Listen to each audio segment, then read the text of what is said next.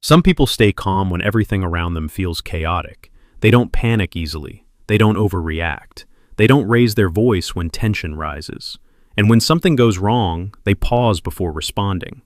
From the outside, calmness looks effortless, but psychologically, it's rarely accidental. Being calm is not the absence of emotion.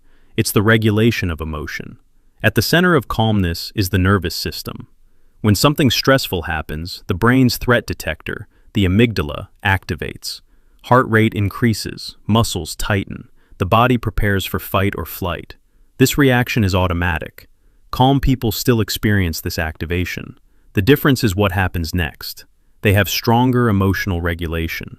Their prefrontal cortex, the part of the brain responsible for reasoning and decision-making, stays engaged.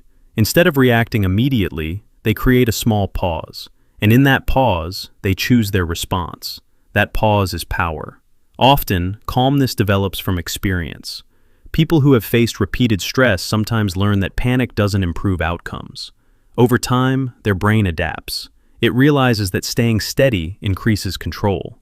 Emotional restraint becomes a learned strategy. There's also perception involved. Calm individuals tend to interpret situations differently. Where others see catastrophe, they see challenge. Where others see threat, they see problem solving. Psychologists call this cognitive appraisal. It's not the event itself that determines stress, it's how the event is interpreted. Another factor is tolerance for uncertainty. Many people panic because uncertainty feels unbearable. Calm people accept that not everything can be controlled immediately. That acceptance reduces anxiety. Self-trust plays a role too. If you believe you can handle difficulties, your nervous system doesn't escalate as quickly. Confidence lowers perceived threat. Calmness often reflects internal security. But here's something important. Calmness is not suppression. Some people appear calm because they disconnect emotionally. That's different. True calmness allows emotion to exist without being overwhelmed by it. There's also a biological component. Some individuals naturally have lower baseline reactivity in their nervous system. Their stress response activates more slowly. But even highly reactive people can train calmness through practice, breathing techniques, mindfulness, and repeated exposure to stress. Interestingly, calmness can influence others. Emotions are contagious. When one person remains steady, it signals safety to those around them. Their calm nervous system helps regulate the group. Calm people also tend to focus on what they can control. Instead of spiraling into what-if scenarios, they anchor themselves in action. Control over small steps reduces feelings of chaos. However, being calm does not mean being passive. It doesn't mean avoiding confrontation. In fact, calm individuals can be very assertive. They just don't let emotional intensity drive their decisions. Psychologically, calmness is often rooted in acceptance.